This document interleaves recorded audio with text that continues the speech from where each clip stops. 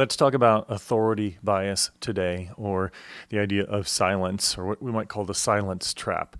There are a number of examples of this. Probably the most popular one that you've come across is this idea of pilots and co-pilots, and there have been these instances where there was a co-pilot in a situation, a difficult situation in a plane, who saw something that was a problem or a risk. And out of deference to the primary pilot, the person in authority, didn't disclose that information or didn't share that concern or that information. And in some cases, it had disastrous consequences. Well, it's not just among pilots where we see that kind of thing happen. It can happen in all sorts of environments, in our workplaces, in our family dynamics and environments, and in our game environments as well. Treasure hunting, literal, metaphorical, all these different kinds of situations. When you're collaborating with other people, sometimes one person is established as an authority figure. And that's fine. That person might have a lot of expertise to offer, but as you may find, and you definitely will find if you look in some of my other videos, expertise is sometimes a blindfold. Expertise can actually blind us to the truth. In some cases, a novice or a person just with fresh eyes or a new perspective can be incredibly helpful. And even with that, if you have multiple people with different levels of expertise in any given circumstance, one member of the team may see something that's critically important or really valuable for making the next step forward. So, how do we deal with this idea that authority bias is working all over the place? Well, let me share a little personal example before I dive into that, and I'll give you just a couple of tips on maybe how we can approach this. In my own life, in my own career, as I have moved into increasing roles of authority and became sort of a director level leader, or then became like an associate vice president or a leader of a large unit, had a number of people reporting to me, or I became the chief executive of the organization, I oftentimes just assumed that people would work with me the way they had in the past.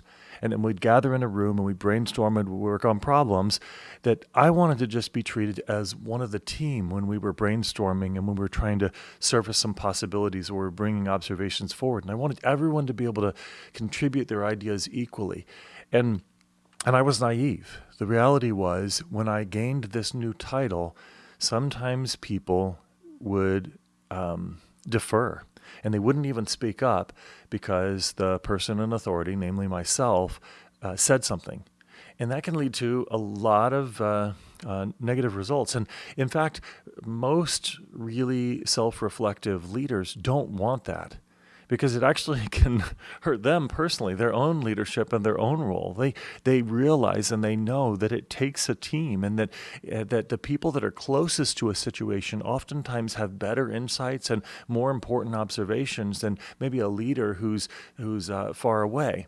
And yet, even to this day, sometimes there's this view that the leader has the responsibility to make the final decision, that the leader isn't really leading if they're not making all the calls or they're not doing the hard work themselves. And that's just a bias that we have to find our way through. So how have I dealt with it? Well, to be candid, I haven't actually figured my way through this in every situation. We still run into it. And as much as I try to invite people to treat me like just one of the team, it's not going to happen. And so sometimes I've had to create environments where I step out, or I invite people to put their thoughts down in writing or to jot down thoughts before we start talking all at the same time. So in other words, they're not biased by my thinking. They're not trying to, they're not just trying to say what I've already said. And so you get people who do that work individually, and then they can bring their ideas forward, and collectively you can go through them. Now then you have to be careful though, because which idea gets received? Which idea is the one that kind of floats to the top? Is it always the people who have the most authority? Or is there a way that you can get the ideas and get the names removed from the ideas such you can just treat them all equally? And so that can also be a powerful strategy. One, have people think about it individually and then bring their ideas forward together.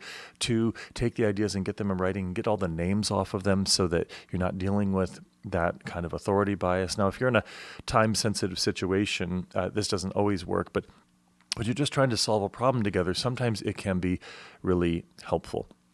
And I think another one that might be helpful as well is just to actually engage in practice exercises, to actually practice challenging the perspective of the person in authority.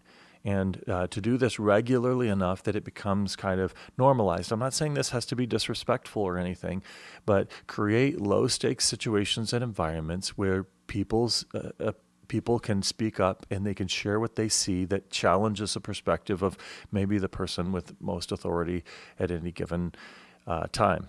One thing that I find is really powerful about like the modern treasure hunt movement, which is why I like to use it to explore and help people be more successful in modern treasure hunts and gameplay and so forth, but then to transfer those skills into work and life and other places is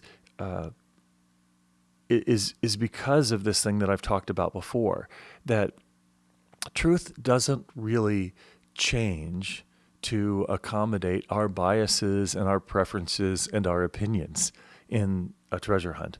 The treasure is where it is, and either we are going to adapt ourselves to the kinds of approaches and ways of thinking that lead us closer to the truth, or we're just going to be unsuccessful, or we're going to come up with some kind of false narrative that it was a scam or make-believe or something else because we just can't handle the truth of the situation, which is that we're not thinking about it correctly. We're not seeing the things that need to be seen to progress. And so this authority bias is definitely one worth our consideration. And I didn't put this into a 5-step process, but I will simply say, if you are part of a literal or metaphorical treasure hunt and you're part of a team, pay attention to authority bias, notice it, and then maybe consider a few of these strategies that I described to see if we can help mitigate it and get closer to that treasure and that truth. I hope you find these useful. I look forward to your comments.